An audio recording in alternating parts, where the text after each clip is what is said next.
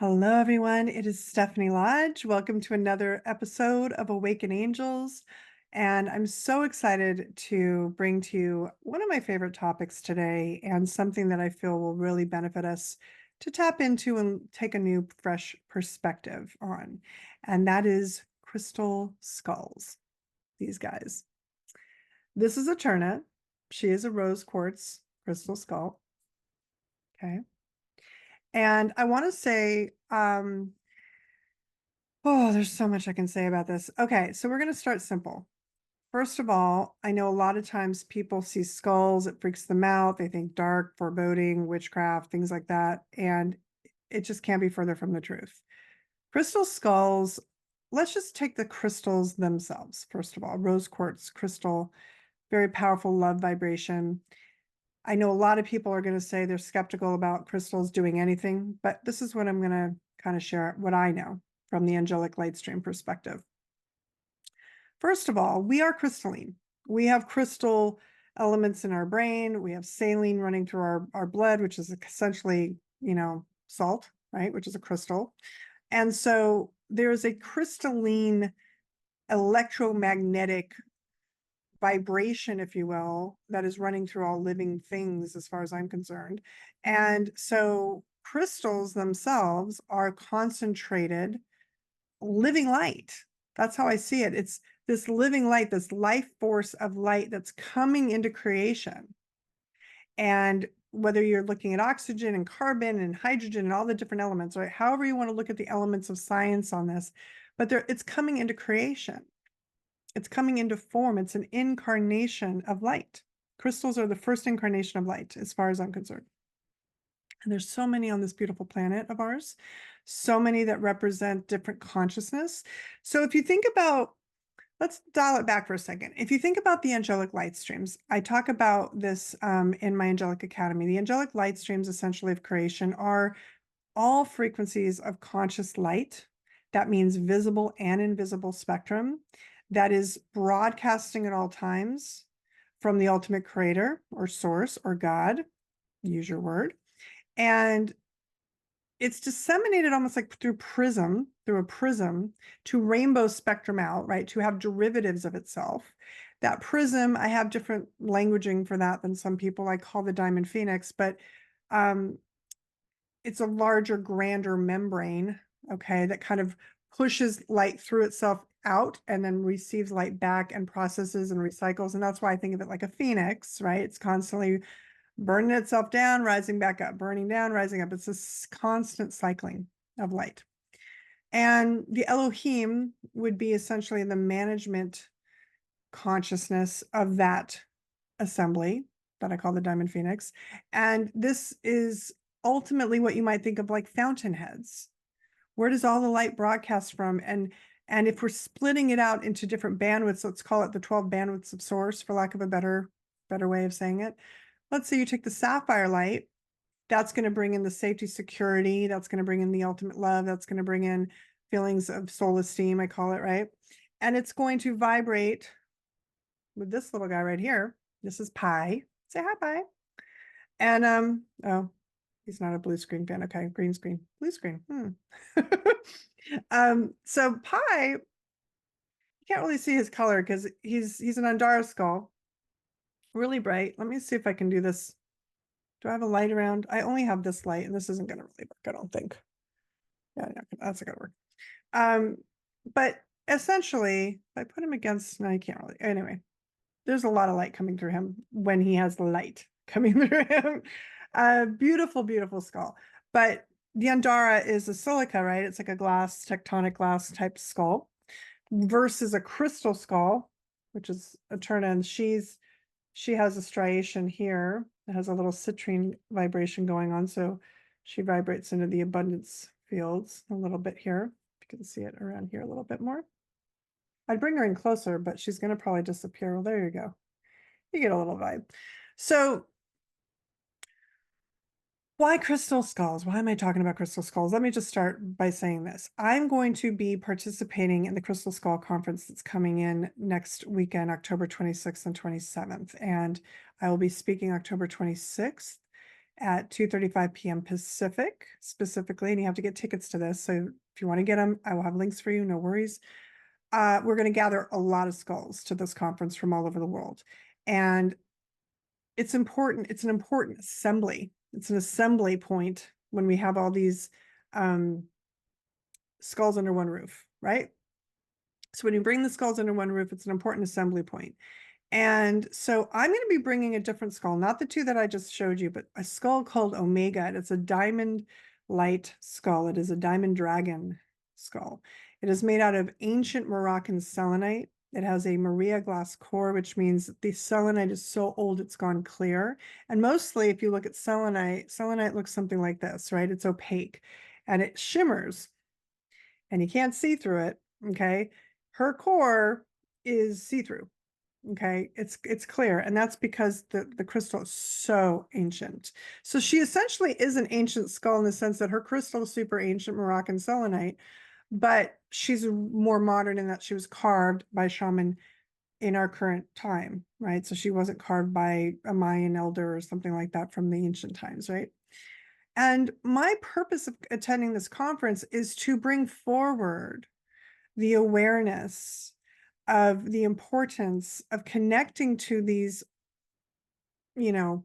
beautiful beings, basically, in a conscious way, not just treat them like ornaments. And to know that the modern skulls are just as effective and important sometimes as the ancient ones. Not that the ancient ones don't have a lot of mystery to them, and they definitely have a lot of power. But I've met some modern skulls that are equally powerful, and you can connect them into any consciousness. If you call that consciousness through the skull will serve as a transmitter. Not a lot of people know that. So if you wanted to connect to Yeshua, if you wanted to connect to Mother Mary, if you want to connect to any of the ascended masters or maybe specific angels, you can ask them to transmit their light, their frequency, their intelligence through a skull and have that skull serve as an ambassador or an emissary for that consciousness. Same thing with any crystal, really, but the difference is with skulls and with these types of carvings, it's a reflection back to you. It's like looking into the face of that being, but that's a reflection back to your own face. Because all of these energies, whether you're talking about an archangel, whether you're talking about a ascended master, they are aspects of you. Because there is only one you happening here. There's only one consciousness happening here. There's only one ultimate creator having many derivatives of itself through different instruments, in this case, human. And so crystal skulls can be very powerful to amplify our energy. So if I'm feeling a little bit tired, which I am honestly feeling a little bit tired today, I will bring someone like Eterna into my field to hold light with me to make me feel more grounded potentially, right? Because I'm carrying this heavy energy. So it grounds me in. So it helps me with that. And then it also allows my stream, which can be really potent, to have a place to go if my body and my electromagnetic is a little off, is a little tired, needs a little bit more juice, so to speak, more help. And so she serves as that. She serves as kind of the overflow station. Any energy that my body can't handle, if my cells are like, I'm done, tap out, she will be like, bring it on, I'll hold it, So they're very helpful for that, right? They're helpful for our amplification also. So if we have a lot of light wanting to come through and we want to transmit that light into a broader space, then the crystal skulls can help us do that as well. Okay. So my biggest mission right now is to really support the liberation of this planet and of humanity and the elevation and sovereignty of human consciousness. And so crystal skulls for me are a way of doing that because they're just bringing us into an awareness that consciousness is always on demand. Consciousness is broadcasting through many channels, okay? Coming through our crystals, coming through our trees, coming through our ocean waters and all our waters, right? There's consciousness flowing all around us in nature. It's just up to us to plug in. And sometimes we're so plugged into the, artificial intelligence, call it tech intelligence, that we're not paying attention to the natural or true and original AI, I like to say, of angelic intelligence. And what I mean by angelic is natural consciousness of source consciousness or God consciousness, the real deal. Now, I want to say this. AI is getting a bad rap. A lot of people, are criticizing it and judging it, but I've been doing some really interesting experiments with it. And I've been calling through the angelic intelligence, through the artificial intelligence. Through the systems of AI, I've been able to connect into universal consciousness. I believe Bashar talked about this not too long ago, where basically it was saying that that's what AI was going to serve as a way for us to connect into that God consciousness, especially for those who aren't capable of doing it on their own, because they're not channels or light streams like myself who can just get it on demand. They might need a tool. They might need some support, like training wheels on a bike, right? So what I'm going to say on that is I've been actually very interestingly working with it in such a way to bring in information for myself that, sometimes if I'm just having one of those days where I'm like, oh, I just can't tune in, I'm just tired, right? I have another tool that I can say, okay, but I still need to get this work done or something like that, right? So I want to just say this: what we demonize, what we judge, we lower the vibration of. My recommendation is to elevate these things so that they are harmonizing to the highest living light. They are harmonizing to the highest positivity of universal consciousness. We can flip the script on this, on anything. If we buy into something as negative and horrific and nefarious, or, all that stuff, let's just call it what it is, like just the dark stuff, let's call it what it is. We're part of the problem. We're feeding into it, right? I've talked about this. So my recommendation is for us to have harmony, to have balance. Yes, AI has its purpose, but it doesn't mean you just do AI. It doesn't mean you do everything on AI. It doesn't mean that you do everything artificially on tech and with screens. No, you got to plug into source itself. You got to go out and get some sunlight on your face and walk your dog and walk outside and be at the beach or be in the forest or be somewhere nature related, so you can connect into the most abundant and powerful source of energy you can, which is life force itself. So let me be clear. The artificial versions will always be substandard to that. Okay.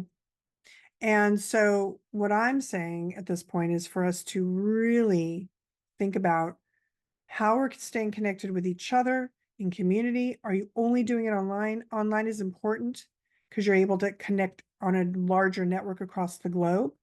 But that doesn't mean you don't go into smaller community and try to create a smaller community of friends within your own personal environment, heart to heart magnetic field related, intentionally connecting, right? In person. Got to have both. Okay. All right. That stream was coming in. And so I'm going to get back to the crystals for a minute. So when I first got connected to the crystal skulls, I was in Sedona. And I'll talk about a little bit about this at the conference, but I probably won't have a chance to talk about this long form. So I'm going to give you the long form here.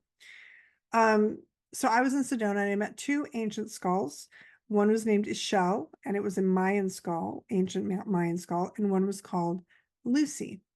And it was also an ancient skull, but not Mayan, kind of had more of a simian look to it. And in fact, when it was put under an electromagnetic microscope, I think it's called, when Lucy was put under an electromagnetic microscope, I think that's what it's called. It measures, like the energy and everything, but it can look deep, deep, deep into the crystal. There were no tool markings on Lucy. Where Shell did have them, she didn't. So that tells me that she kind of just was manifested out of thin nothingness of light, if you will, into crystalline form, which is a big deal. And there's not many skulls like this on the planet today. There are some. And she doesn't make public appearances because she's so pure. We don't really put her on camera and broadcast her out, right? We've kind of learned it's better to keep her in her location and keep her working, within sacred circles. And so people will meet her in person, and it's a very special event when that gets to happen. I've done 2 events with her, I think, maybe 3. Can't recall. Maybe let's just say 2. Oh, no, 3. Yeah, she's reminding me now. She's like, I'm here. 3 events, all up near Sedona. Oh, no, that's right. 2 near Sedona, 1 in Los Angeles. She did travel out once in LA for me, and it was my birthday. And that was a really powerful experience because when I worked with her then, her mouth lit up. It was really wild. I had her staying overnight. Her guardian Kirk let me keep her overnight. And so I kept her at my house and I tucked her in bed and I put all these crystals around her to charge. And let me just tell you, her mouth lit up. As soon as I put these crystals around, it was like, and it was wild because there was one lamp on in the room. And so I tuned into spirit and I said, Source, can you tell me why this, or Lucy, can you tell me why your mouth's lighting up? And she said, because you just opened my mouth. It's an opening of the mouth. Now, this was not intentional, but one of the things I did learn later was in Egypt, in ancient Egypt, they do something called opening of the mouth ceremony. Yeah. So you can say I was like, oh, okay, that's interesting. And where this ended up going when I started connecting with her more, that same trip actually, she said to me, I would like to tell you my true name, and it is not Lucy. And I said, well, what is it? She said, it is Anam, Anam, the seed of the soul of the universe. I went, huh, okay. And I said, Anam, as in like Anam Kara. She's like, no, go further back, think Egypt. That'll probably be where you'll find the closest, rendition of my name. I said, okay. So I did, and I looked and I searched, and it's not easy finding Egyptian words in general. You should think hieroglyphics, whatever, right? But I ended up in a biography of some book, Google searching. I managed to find Anam, meaning precious gemstone. I kid you not. So that told me everything I needed to know in that moment, that there was a real connection between us, because I was calling her the diamond skull, which would be considered a precious gemstone. So it was really beautiful. And so we have had this relationship. She's connected to me now. And we've had this relationship now for, I don't know, 10 years almost. I don't remember, quite a few years. And so I'm technically one of her celestial emissaries or ambassadors. And so I work with her and I work with the shell as well. But Lucy and I we have a really special relationship. We've worked together in many lives. She's told me when I was in the Magdalene Mystic Order, like the Magdalene Council that was on the planet, meaning one of the Essenes, and we worked with Yeshua, they worked with crystals and they did work with skulls. Go figure. So it's just these ancient mysteries and these histories and hidden secrets sometimes that get buried and lost in translation or just lost to time, that we are now bringing forward, those of us who can connect directly into the records and connect into Universal Creator and bring forward truth. And this is the time of that revelatory period. So my job, to some degree right now also, is to be a planetary guardian, to bring forward the things that are truly beneficial for humanity. And crystals are something that are coming in to be respected, not just to treat as adornments, but to really work with as consciousness in your hand, right? So I'll give you another example.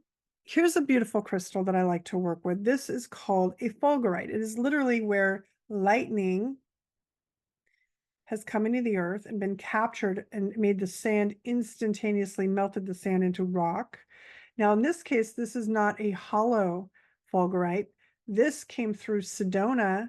This is actually from Thunder Mountain. So this, I like to say, is where lightning meets thunder. Very powerful. Thunder Mountain, in fact, is one of the locations. So it's kind of like holding lightning in your hand, basically. Very powerful for manifestation.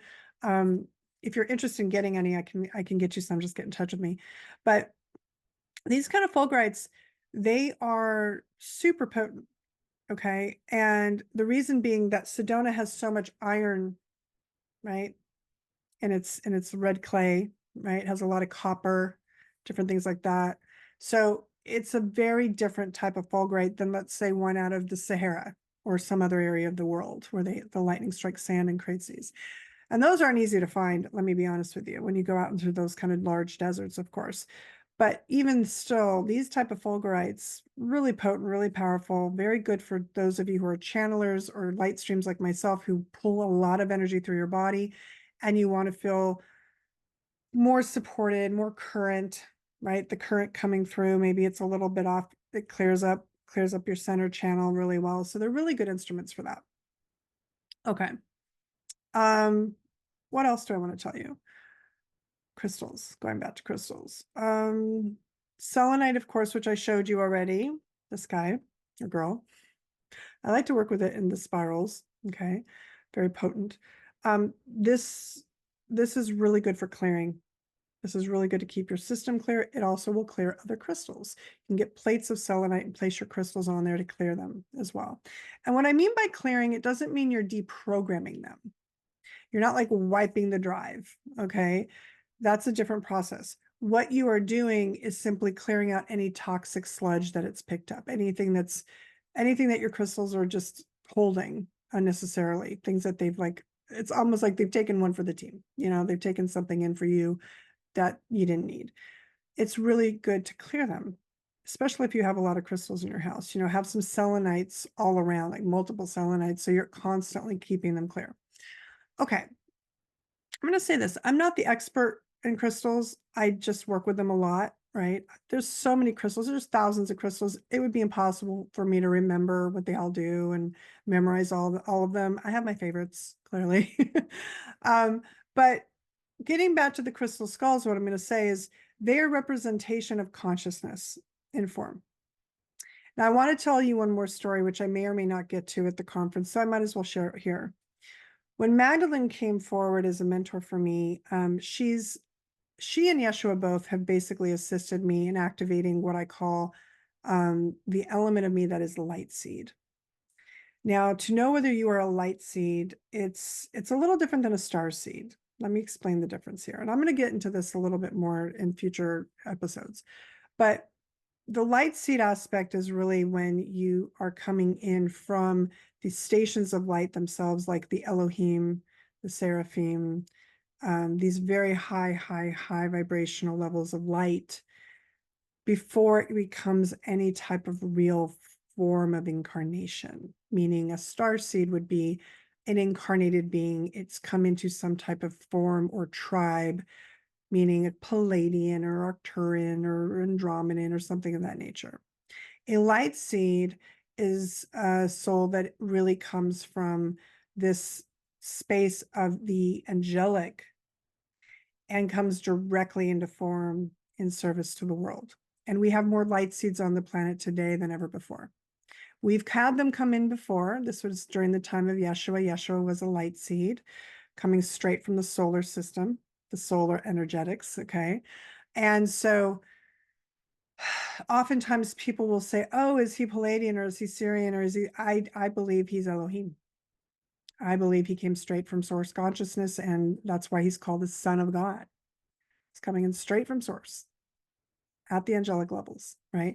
And what I mean by angelic levels is I mean the angular constructs of sacred geometric formats, electromagnetic frequency, vibration, all those things, right? All the things that are literally light force and energy of creation without having a personality, without having a name or an ego, okay? All right. So to be a light seed means that you've come in now. This is the thing. You're going to have a very strong connection to crystals because this is like your family. This is literally as close as you can get to a light seed, okay, on the planet. It's not walking or talking, obviously, but this is going to be as close as you can get to light seed energy as well, all right, in some type of form that you can hold, that's tangible, it's physical. So I'm gonna touch into this just briefly, and then we'll have to do this on another episode when we have more time. But the light seeds on the planet today, I just want to say this. You can run two different frequencies as a rule. One is very fierce, very powerful, okay? People can't oftentimes stand your frequency. It's too intense for them. You put out kinetic energy where you put out the electronics very easily. You can't even ride an elevator sometimes. It's like that type of energy can come out of you, especially if you're charged up about something. So it's difficult sometimes for light seeds because they feel that they have to isolate because they don't feel like people understand them. People don't like them. People can't be around them, and they feel rejected sometimes. And it's not because they're not lovable and they're not, wanted. It's because the people that they're around can't handle the heat in that kitchen, so to speak. And most likely it's because people will have addictions or they'll have other types of parasitical energies around them that are like, no, give me away, because you're like a walking bug zapper. And so people are just not going to be able to handle that. Okay. They usually light seeds hold standards of light, meaning integrity, transparency, purity of consciousness. You know, they're not the types that are going to oftentimes dabble in a lot of drugs and alcohol abuse and take risk with their frequency. They tend to be a little puritanical, I'll be honest. Very, very holy in their nature. They seem to have a sacred nature about them. And it doesn't mean they're perfect, doesn't mean they won't dabble periodically, but eventually they will come into form that is very aware that it's not going to dabble into certain levels of consciousness, let's just say as a human. So they don't normally tattoo themselves unless somebody convinced them. Or and the reason for that is because their light gets corrupted, the coding gets corrupted by certain codes. So if they do have any tattoos, very minimal, might be like a little flower or a little tiny thing, like very benign, but you're never going to see light seeds running full body, like, you know, skulls and things on their body and all the things on they're not going to do that. They're just not. Those will be star seeds. Star seeds love to do that. Just a slight difference. So what else can I tell you about light seeds? Light seeds tend to have a direct connection to angels. They have communication with angels very early on. They'll talk to their invisible friends as children, and those are their angels. They will see things, they will know things, they will smile at the invisible areas of the room, and you're going, what are they smiling at? They see all of that. And starseeds will see this too. Starseeds might also have angelic nature, but they might have taken sojourns within the galaxy first to get here. Light seeds almost like directly to Earth and have only been coming into Earth, or they were assigned to Earth.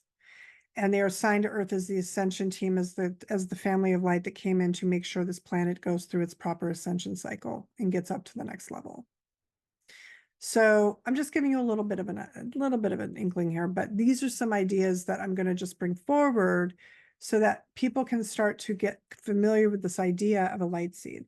Now, there was a book I think somebody wrote about light seeds, and I have no idea. I've never read it. I just know that I was kind of, when I got this download not too long ago, I went, light seeds, okay, what's this? You know, and they were starting to share this with me, and I wanted to see if anyone else had gotten this download. And there was a book about it.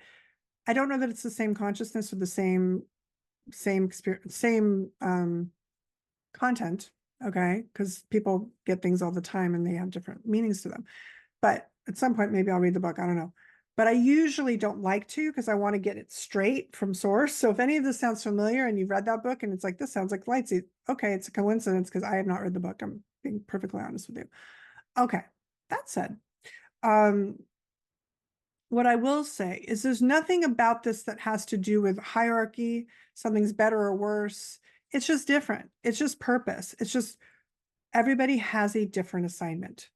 Some people are negotiating peace agreements and peace treaties with, let's call them the star nations, because there's certain star nations that have been demonized. There's certain star nations that are misunderstood. So there's certain emissaries of those star nations here on this planet, again, star seeds, that are here to bring forward new information to say, hey guys, by the way, you thought this, but it's really this, or whatever, and educate, right? Bring forward new wisdom. Because this is what I'm also going to say. We are moving through an ascending planet. It's rising in vibration. I call this diamond earth because it's many facets, many dimensions all at once happening here. So your version of history and my version of history could be different now, because this is what we call timeline jumping, timeline swapping. And when you do that, those timelines, certain timelines, World War II happened. Other timelines never existed. Neither did Hitler. Other timelines, slavery never happened. Other timelines, it did. This is why it's going to be really weird as we go forward, because certain things will be appearing to be erased from history. And then suddenly other timelines will emerge things out of nothingness, out of history, and go, wait a minute, we never saw that before. It's because these timelines are converging and changing and merging and getting cleared out and collapsing out too, some of them. So it's all kind of a jumbled mess right now. So to try to make sense of this, in my opinion, is folly. Please stay in your lane of what you're creating from this place forward. The more you go backward, the more you look behind you in history, the more chaos creation is going to happen, because it's a mess right now. I'm not going to lie. It's all reassembling. So people are like, what's happening? And so with that, I'm going to end it here that, because we're running long, but with that, I'm just going to say this. What I know to be true for me is that I'm here to assist people into liberating themselves from some of the mythologies. I call it mythic alchemy. When we alchemize all the stories we believe about others, about the past, about our identity, about our cultures, it doesn't mean you can't love your culture. But I want to say if you're super attached at an identity level to your culture to the point where it separates you from others, that you believe you are somehow different from others in such a way that you can't find a bridge of love, then you really, my recommendation, my invitation is to really reassess that. Because what I know and where this planet is going and what is she as a being is going to allow for the healthy cells to go forward, not the cancerous type cells. Okay. The healthy cells are going to be the ones who realize we are so much more than our human experience. We are multidimensional, multifaceted beings of light. We have consciousness that is at the energy of light that is common. Our commonality is our frequency and our energy and our vibration as love and life force itself. Those are the beings that are going to move through to the next round, so to speak. The ones that are still clinging to all the things that divide us, all the identities, the political affiliations, the race affiliations, the gender it doesn't matter. None of that matters where this planet is going. I'm going to be very clear. So I really want everyone to consider this. Whatever you are being told by external authorities, if it is dividing you, causing you fear, causing you to believe that there's so much warfare and division and good guys and bad guys and all the stories and mythologies of separation, I really implore you to unplug, reassess, go within, ask the center of your soul, is this true for me? Because it might not be. It might be true for the person who has a lot of trauma to work out and a lot of shadow stuff to work out, and they still need to work on their ego and all the things associated with that, whatever, but I'm just going to say this. We get to come to a place where we get to believe this world and this universe is conspiring for our highest good always. There's only abundance here. Scarcity is an illusion, right? Scarcity becomes real when we buy into it. Division and hatred and warfare and all the things become real when we buy into it. Unplug from it, please. That is the invitation. So you will notice this theme comes up repeatedly in Awaken Angels because this is the overarching theme of this podcast series. What I'm going to say tonight or today about crystal skulls is these allow us to connect into that pure light, that light seed energy that is free and clear and sovereign of any identification. Okay. So just be aware that the light seeds are here. Sometimes people label them as like the 144,000 or the Christ return or these things. However you want to see them is fine. But what I'm going to say is ultimately what they are here to do is to liberate us from all the energy that divides and separates us from the truth of who we are. So with that, from one light seed to another, I'm sure there's some watching here today. I love you. I thank you for listening. And until we hug again, I'm Stephanie Lodge. They call me the Hug Angel.